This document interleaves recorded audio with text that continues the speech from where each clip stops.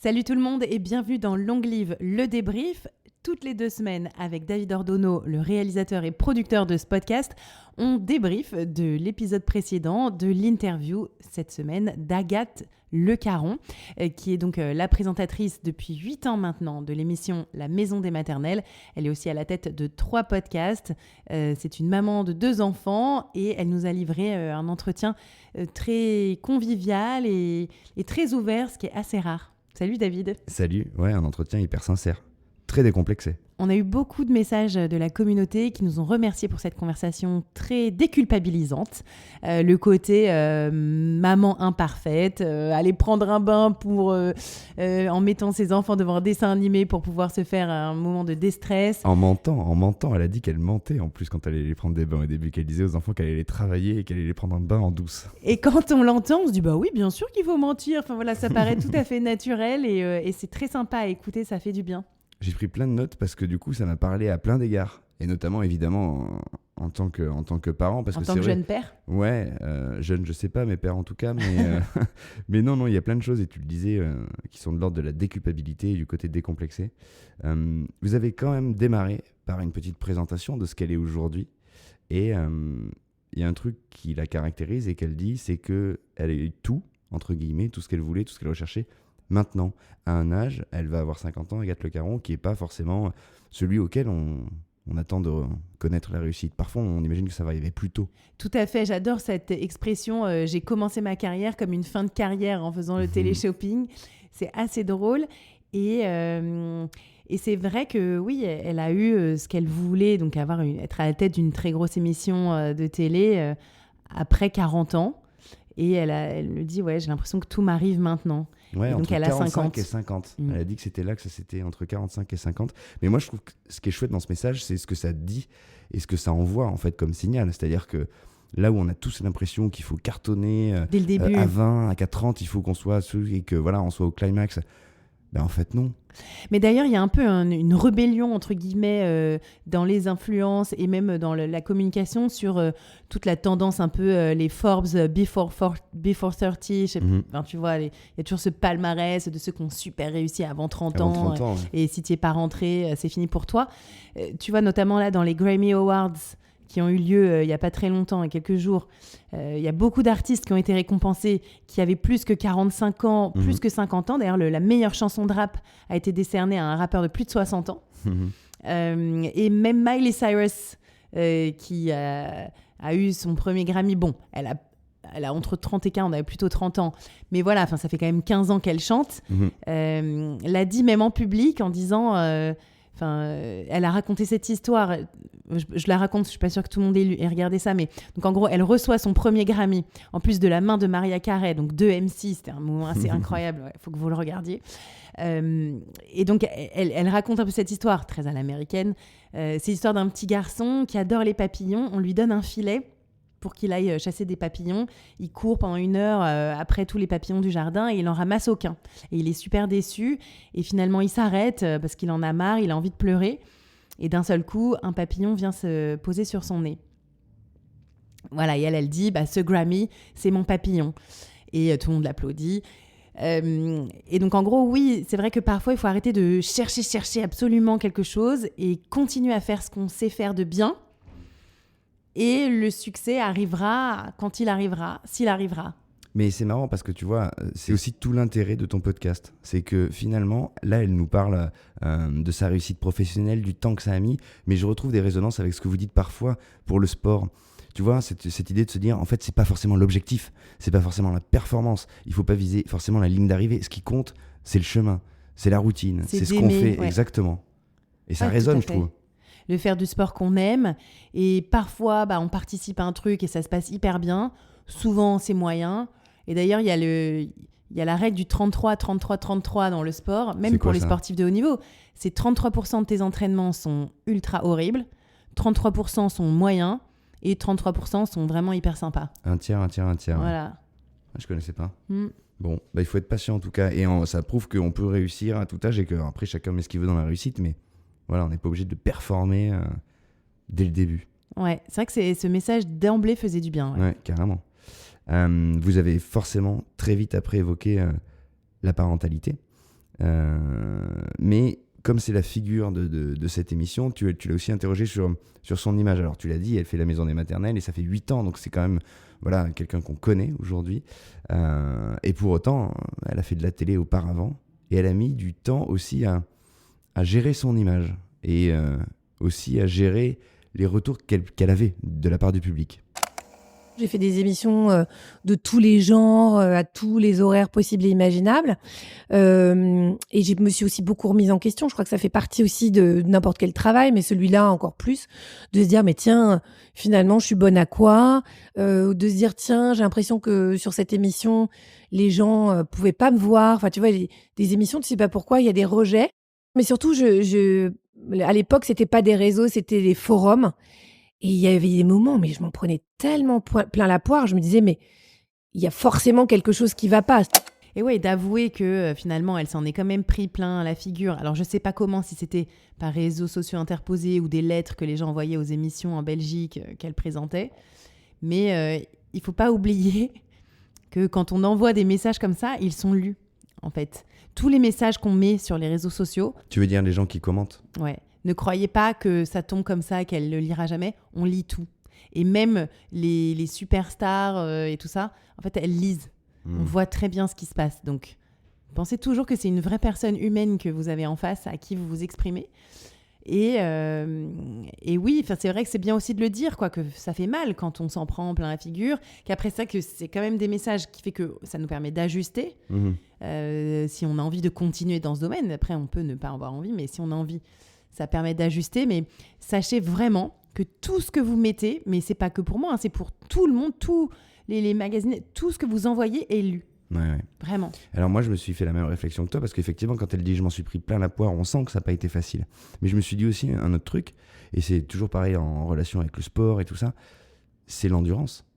En fait, c'est qu'elle te raconte que finalement, ça fait 20 ans qu'elle essaye, qu'il y a des moments où elle a été exposée. On sait ce que c'est que de passer de l'autre côté, d'être vu et de recevoir des commentaires. C'est ultra violent parce que dès qu'on est filmé, c'est son image, c'est soi.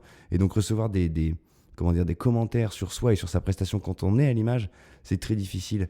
Et pour autant, elle a continué. Et je trouve ça assez fort aussi, le message qu'elle envoie, c'est de se dire « Putain, j'en ai pris plein la gueule. » Et puis bon, parfois les gens ne m'aimaient pas. Ouais. Et pour autant, elle n'a rien lâché. Et mieux que ça, non seulement elle n'a rien lâché, et aujourd'hui, l'expérience montre que les gens l'adorent. Tout le monde adore Agathe Le Caron, pour le coup. Ah, complètement. Mais en plus, il n'y a pas de raison de ne pas l'aimer, mais oui. Et d'ailleurs, après, elle le dit, finalement, c'est en étant le plus elle-même qu'elle a été le plus appréciée. Et c'est vrai que ça, le fait de vouloir ressembler à quelqu'un et de faire semblant, de vouloir...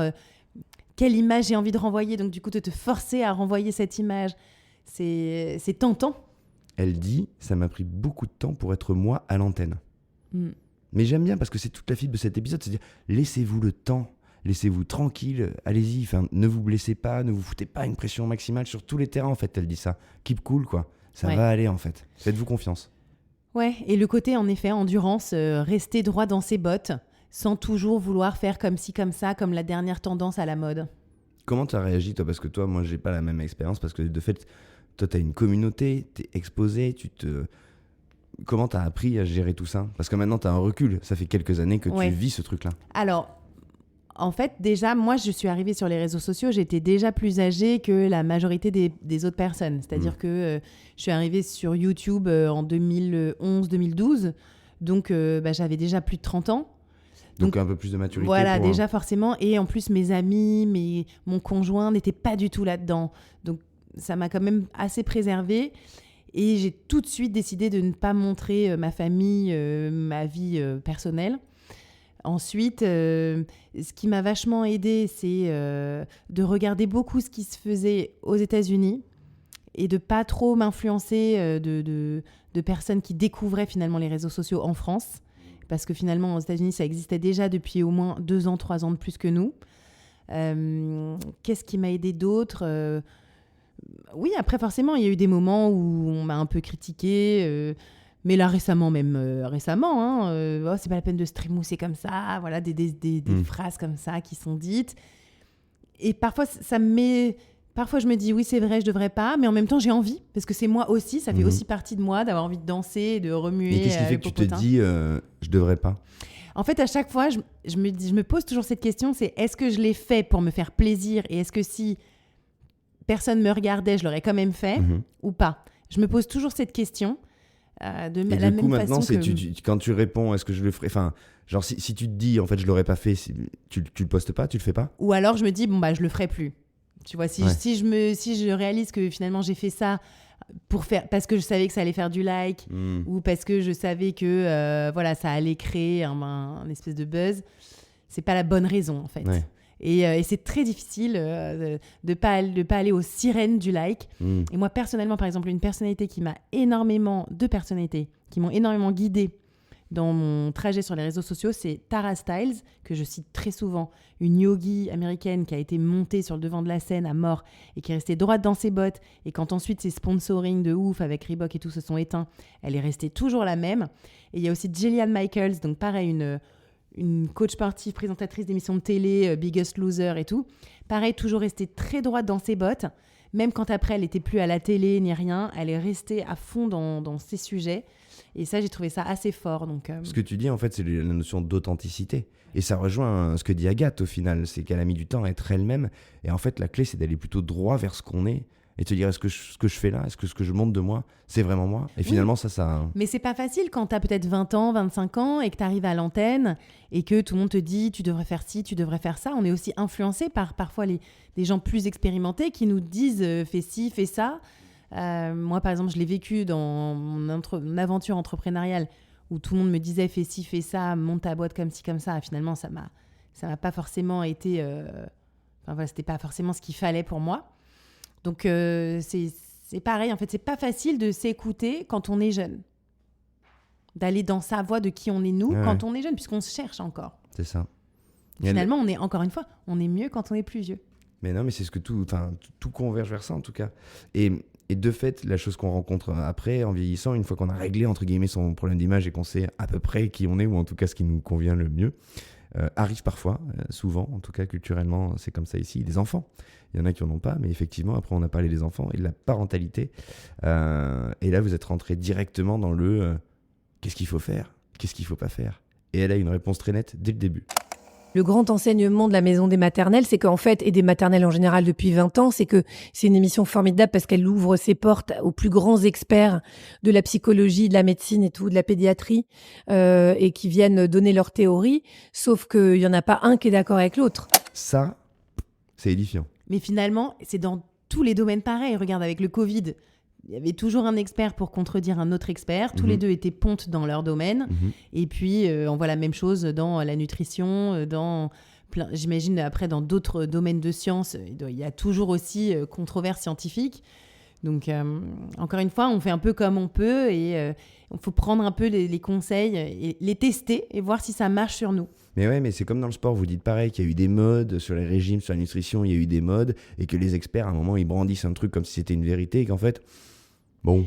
Mais parce qu'aussi, c'est de la science, c'est entre de la science pure et dure et de la science humaine. Et donc, dans l'humain, il y a de la complexité et qui dépasse finalement les théories mathématiques A plus B égale C.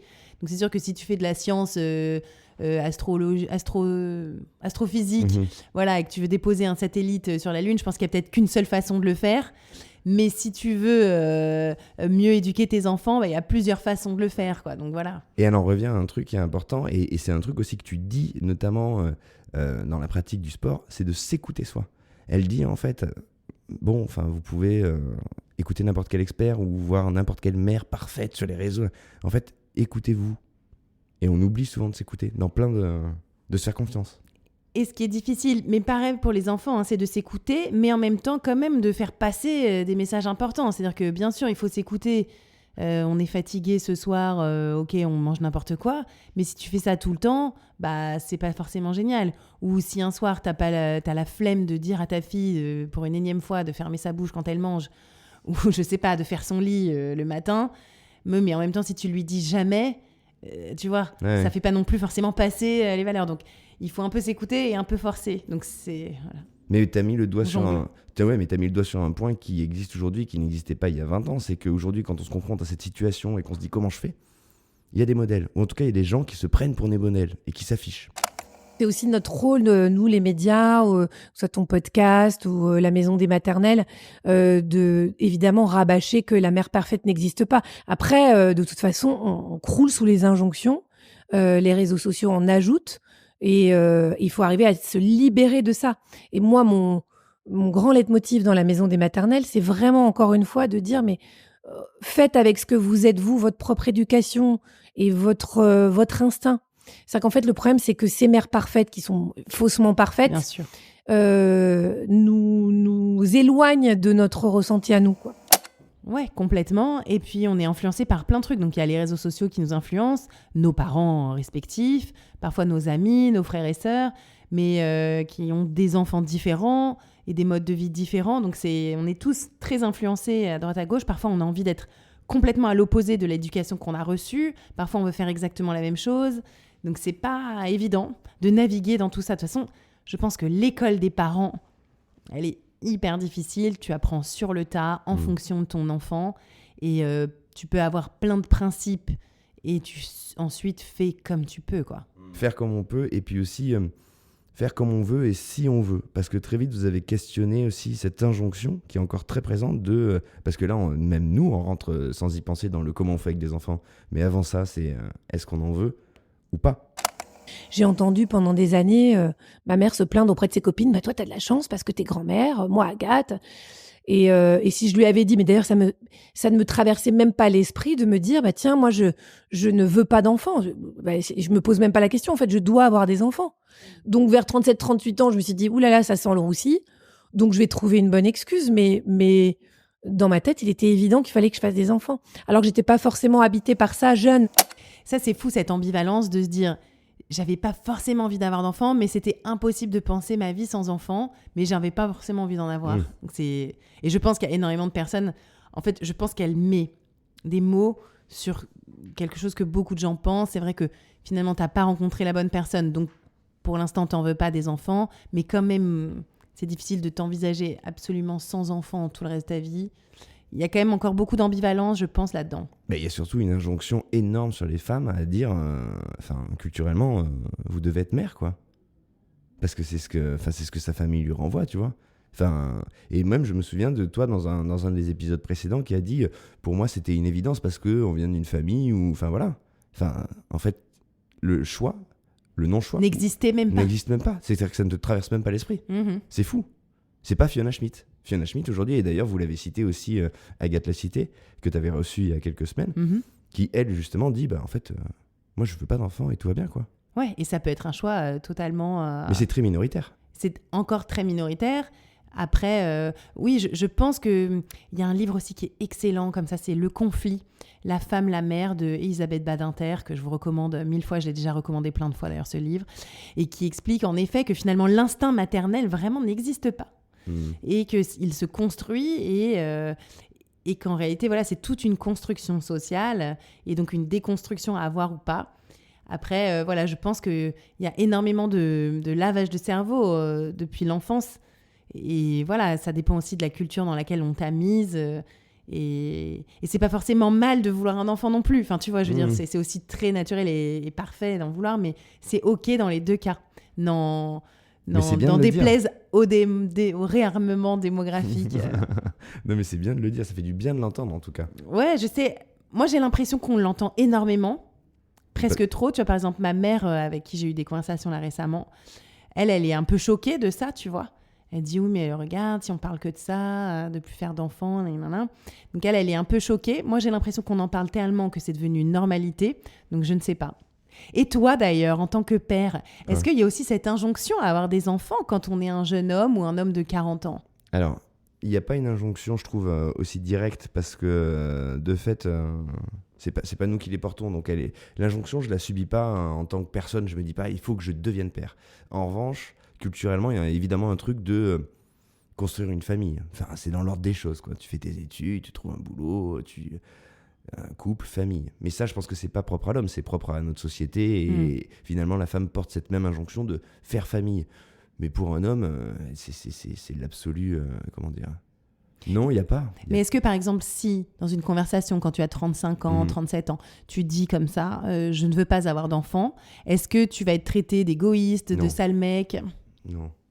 Non, parce qu'il y a tout le problème de se dire que les hommes, déjà, ils peuvent en avoir jusqu'à très tard.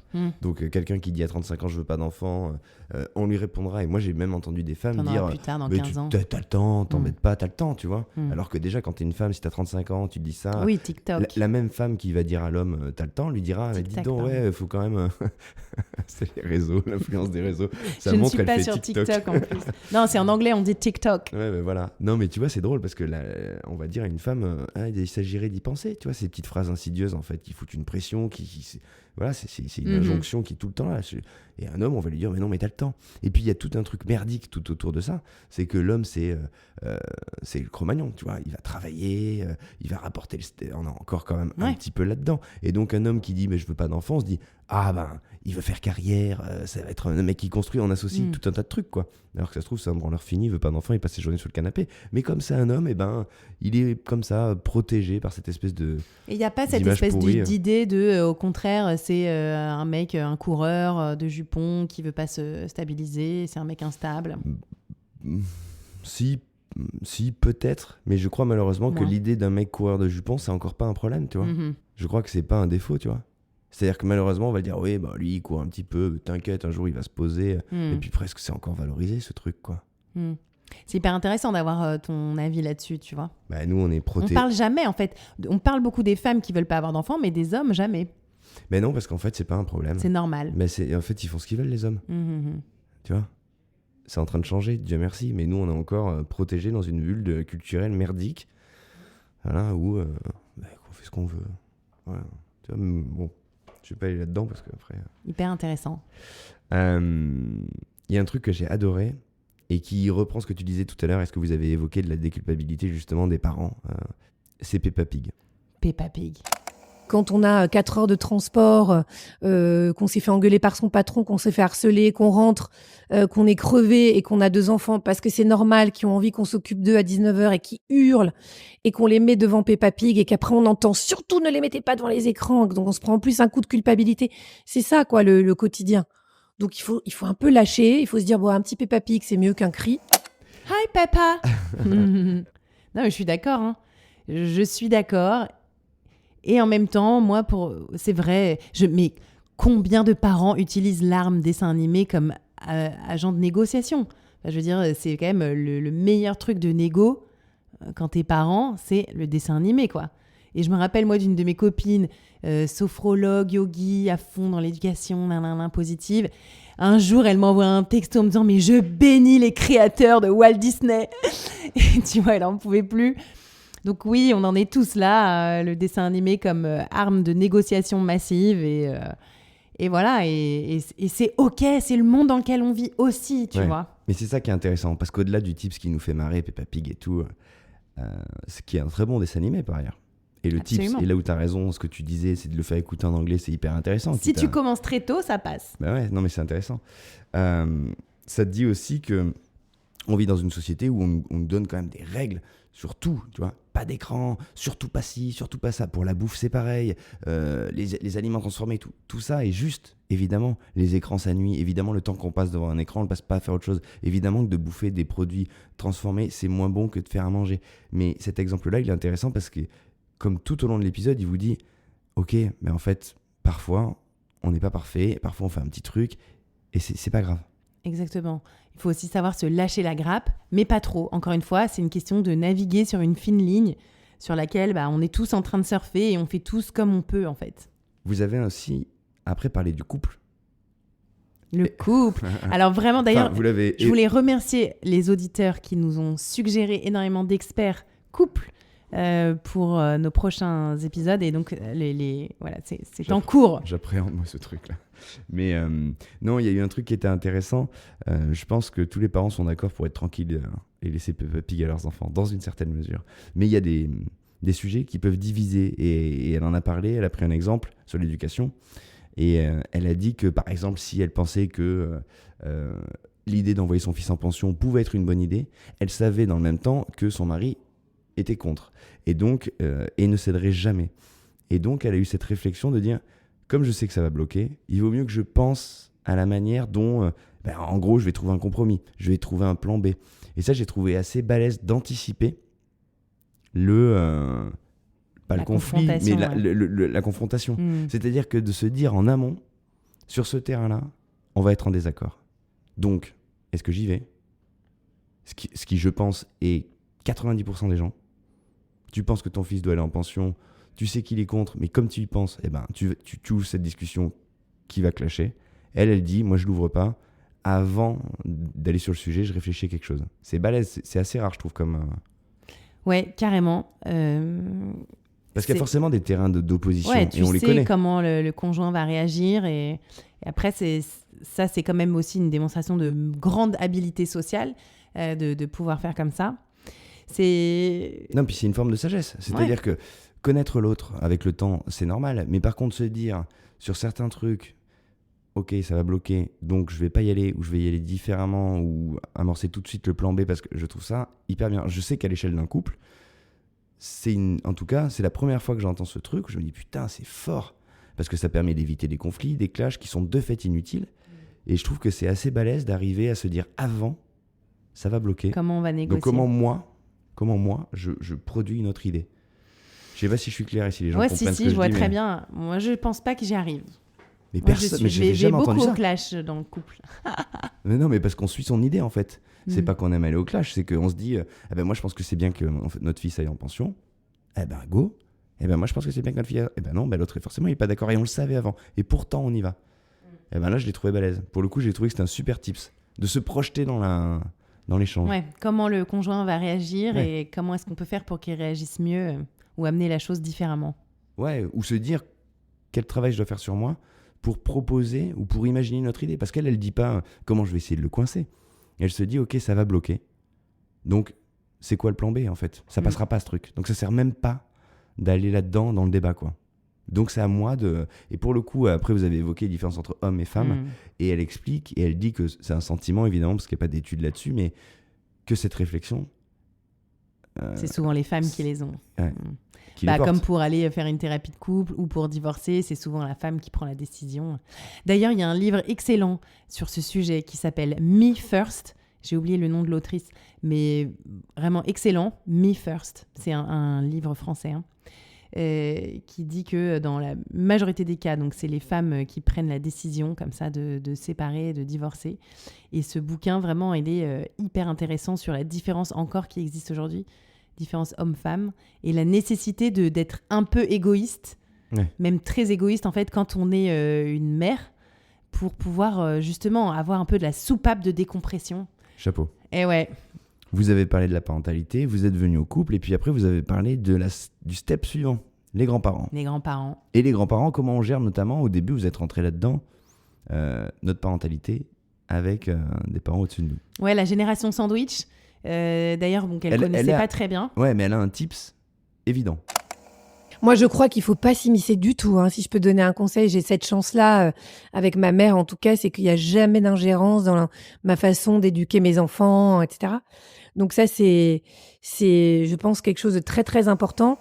Ouais, complètement. Et d'ailleurs, je pense que c'est vraiment le truc. Et d'ailleurs, ma mère le redit souvent quand elle vient nous rendre visite et que voilà. Toi, tu dis que ta maman, c'est la grand-mère parfaite. Et ça l'est. Et d'ailleurs, elle sera dans mon podcast bientôt. La prochaine fois que je vais chez elle, je l'interview. Génial. Pour lui demander les meilleurs tips de grand-mère.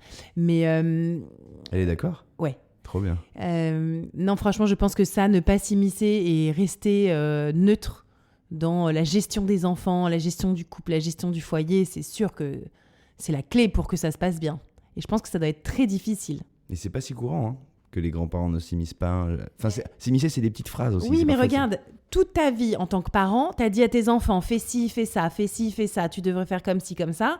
Et du jour au lendemain, qu'il est en couple, qu'il a un enfant, et qu'en plus il te demande de venir l'aider, tu ne peux plus rien lui dire. Ça doit quand même être très difficile. Pas facile, c'est vrai. C'est vrai. Faut le reconnaître. C'est vrai. Et après, il y a un step que vous avez évoqué aussi, c'est en vieillissant. On devient les parents de nos parents. Elle parlait du fait qu'effectivement, il allait falloir, forcément, l'âge avançant, qu'on s'occupe de plus en plus de nos parents.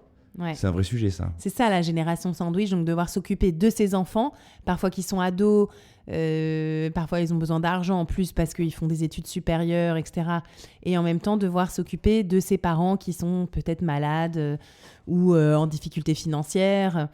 Et on n'en parle pas beaucoup, donc elle n'avait encore non plus jamais traité le sujet dans son émission. Et moi, c'est quelque chose que j'aimerais bien essayer d'aller gratter parce que la longévité, c'est vraiment ça. C'est-à-dire que si tu as des enfants à 40 ans, bah, quand tes enfants ont 19 ans, enfin voilà, 15 ans, toi, tu as déjà 55, tes parents, forcément, en ont 70, 75, et même plus, 80. Donc du coup, oui, tu es forcément lié à tes parents d'une autre façon. Ils peuvent être malades, ils ont besoin de toi, que tu ailles les visiter à l'hôpital, en EHPAD ou quoi. Donc ouais, c'est très difficile puisque tu as finalement double rôle, quoi. Il y a ça, et puis il y a une société surtout qui ne regarde pas du tout la population vieillissante. C'est vraiment... Ils ne font pas partie de la société, ces gens. Ils ne sont pas considérés. Pas encore, mais de toute façon, ça va bouger puisque la population vieillit, la pyramide des âges s'inverse. Ouais, mais enfin, c'est déjà une situation. Enfin, je veux dire, c'est déjà une population. C'est déjà moi, en j'ai train un peu d'exister. l'impression que c'est comme l'environnement. C'est-à-dire qu'on va attendre de se dire, ah ben, on a tout niqué, pour dire, est-ce qu'on ne passerait pas au sac en papier ? Et en fait, c'est maintenant qu'il faut commencer à faire des trucs pour les personnes âgées. Non, mais parce que... Oui, bah, je suis complètement d'accord, hein, mais bon, voilà. C'est aussi pour ça que notre podcast existe.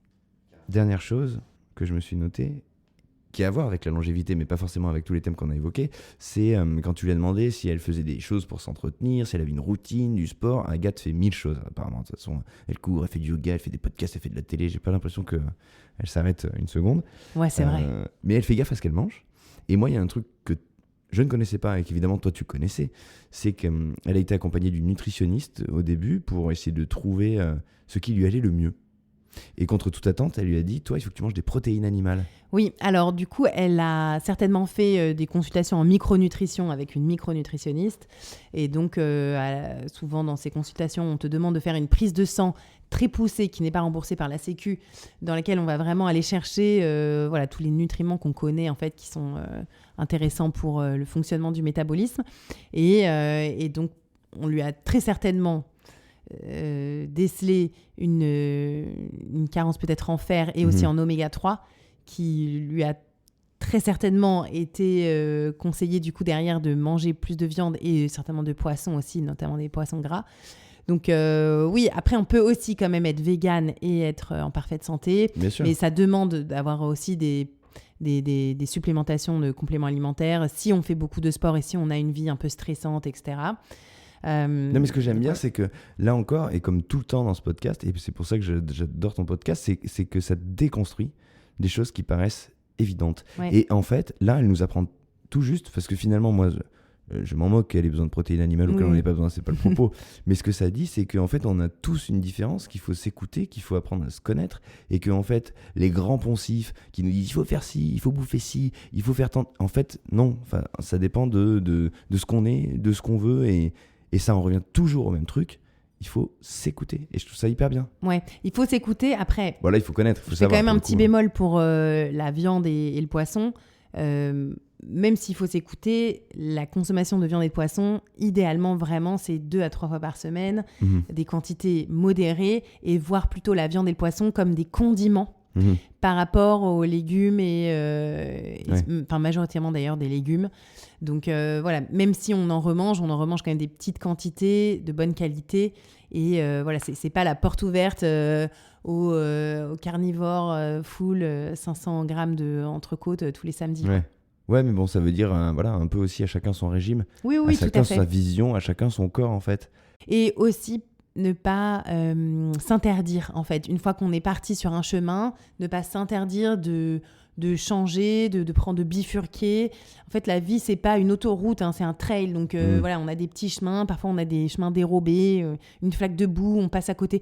Et il faut pas s'interdire de revenir sur un principe. Si ça nous convient pas pour l'instant, peut-être qu'aussi on a fait une transition trop rapide. Enfin voilà, il faut aussi respecter notre microbiote. Parfois, en fait, quand on a été élevé, par exemple, dans des familles où on a mangé énormément de viande et de produits laitiers toute son enfance, on a construit aussi tous nos intestins, toutes nos bactéries dans nos intestins en fonction de ça. Et donc, si du jour au lendemain, on arrête complètement d'en manger, Oui, voilà, ça peut bloquer. Tu vois, par exemple, moi, pour le végétarisme, j'ai fait une transition très lente de 2 ans, tu vois, très, très lent. Et maintenant, donc, j'ai fait ensuite presque 5 ans de full végétarien. Et là, tu vois, je reviens à remanger un peu de poisson, sardines maquereaux notamment, plusieurs fois dans la semaine, parce que, pareil, ça m'a été recommandé suite à ce genre aussi de consultation. Donc, voilà, il ne faut pas non plus s'interdire tout, aller vers des valeurs générales et après faire en fonction de soi. Mais oui, c'est ça que j'aime bien. Ça dit qu'il n'y a pas de recette magique et qu'il faut se rapprocher de soi, quoi. C'est ça qui est bien finalement, c'est la complexité, l'humain. On n'est pas des robots et il y a plein de choses qui peuvent marcher à différents moments de notre vie aussi. Moi, j'ai vraiment adoré cette conversation. En effet, il y a vraiment ce côté convivial, ça se ressent. Et voilà, d'un côté vraiment personnel, je me suis trouvée un peu éteinte, mais finalement, je pense que je me suis laissée porter par les propos d'Agathe. On était moins dans le format interview, plus conversation.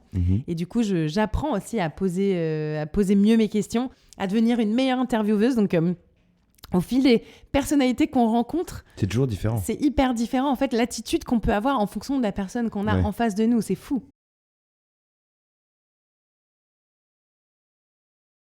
Là, j'ai trouvé qu'il y avait une histoire de feeling, moi. Et qu'au final, si oui, on aurait pu continuer à se parler toutes les deux pendant longtemps. Mais ouais, mais si toi, tu t'es trouvée moins présente parce que tu t'analyses sur un truc de questions, un profil journalistique, au final, j'ai trouvé que cette conversation elle était pertinente et ça nous questionnait à plein d'égards. C'était un super moment, en tout cas.